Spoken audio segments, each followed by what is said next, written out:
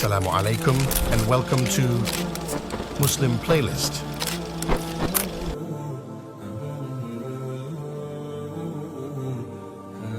Today we are sharing interesting story about Jane. Jane, a talented and dedicated individual who has not only embraced Islam herself but has also designed an app specifically for revert Muslims. Her passion for technology and her own experience as a revert Muslim inspired her to create a platform that caters to the unique needs and challenges faced by those new to the faith. Jane's inclusive approach extends to her collaboration with developers of all backgrounds, welcoming both revert and born Muslims to contribute to her project. I'm a UX/UI designer, and like many of you, I've been reading the Quran, so I designed an app for reverts. And to understand the challenges reverts face, I spoke to a few myself, including the lovely Abby, and tried to create a solution. So welcome to the Revert app, name pending. The main challenge with reverts was with prayer, so with this page, you'll have the next prayer time and the other upcoming prayer times. We can click into Dhuhr since that's next, and you'll get a prayer checklist, and if you're not ready, you can go back to preparation, where you'll learn how to perform wudu properly, how to dress for prayer, facing the Qibla, and what a clean spot means. And once you're ready, you can head back to the prayer page and begin.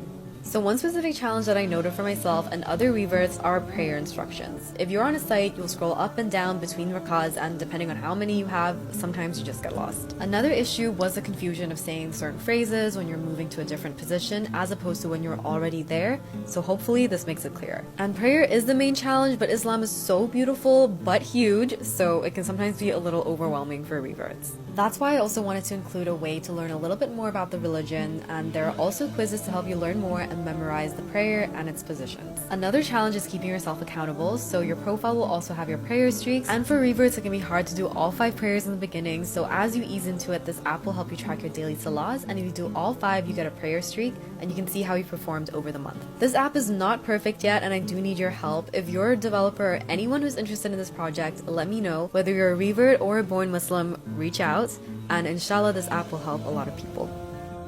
Jane envisions her app as a place of unity and growth, where reverts can navigate their journey with confidence and find solace in the support of fellow Muslims. By welcoming developers from all backgrounds, she encourages a diverse range of perspectives to shape the app's development, ensuring it meets the needs of the entire Muslim community. Jane's commitment to creating an inclusive app for revert Muslims reflects her passion for technology, her deep understanding of the unique challenges faced by reverts, and her desire to foster unity within the Muslim community. Her project not only provides practical support but also highlights the strength of collaboration and the power of technology in bridging gaps and nurturing a sense of belonging. Just a quick update on the Revert app before I get into the story. It is now called Lantern, and you can feel free to follow it on Instagram for more updates, but we finalized all content and development is next. Okay, so my story, to backtrack a little bit, I was born and raised in Hong Kong. I was raised religious with religions, plural. My mom's side of the family is Christian, my dad's side of the family is Buddhist, so I grew up going to Bible school and temple school, love the stories of both. My parents, on the other hand, they would identify as atheist, but I don't know if this is a very specific Hong Kong Chinese family experience, but it's very much that they would follow some practices, which is like going to the temple on Buddha's birthday, going to the temple at the end of the year and in the beginning of the year.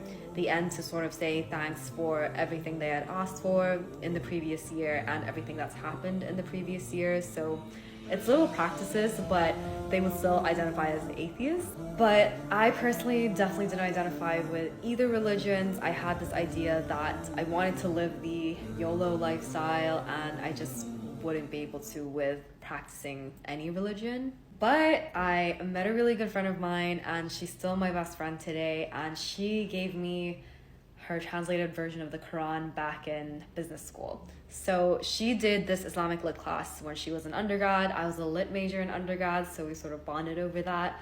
And she was very, very inspired by it. And I was like, okay, let me try read it. This is back in 2022. I believe I read like 2 surahs and that was it. But I think there was this one moment that was really the catalyst to all of this, or to my journey.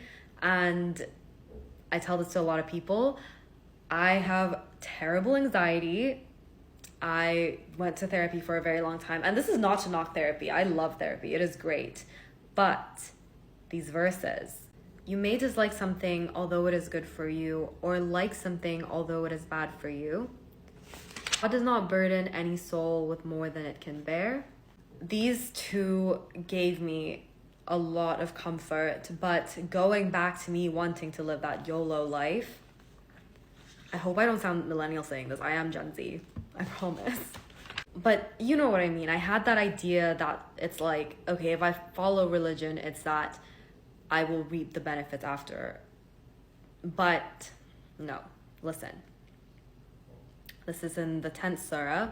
For those who believe and are conscious of God, for them there's good news in this life and the hereafter. So it is not that be good and reap the benefits after. It is be good and be conscious of God, enjoy it now and enjoy it later. And it is also just knowing that, and I think I talked about this in my last video, but I have this tendency of like, I need to control my outcome. I have like, if I put this much input in, my outcome has to be this, like it has to be. And if it's not, I'm destroyed. So going back to that first verse, right? Like, I don't know what's good for me, only he does. So that gave me a huge, it was like a sigh of relief almost. Even my cat agrees. So that is my story. I know people are also gonna ask about like a revert anniversary / birthday. I don't think I have one because I honestly just started reading out of curiosity, praying out of curiosity, and you do the shahada when you pray. So in my mind, I am Muslim, I've reverted. So I feel like it is personally my relationship with God. But yeah, let me know if there are any more questions about me or the app. I'm more than happy to answer. And I'm so grateful I got to meet and talk to so many of you in this past week. And thank you again for all your support.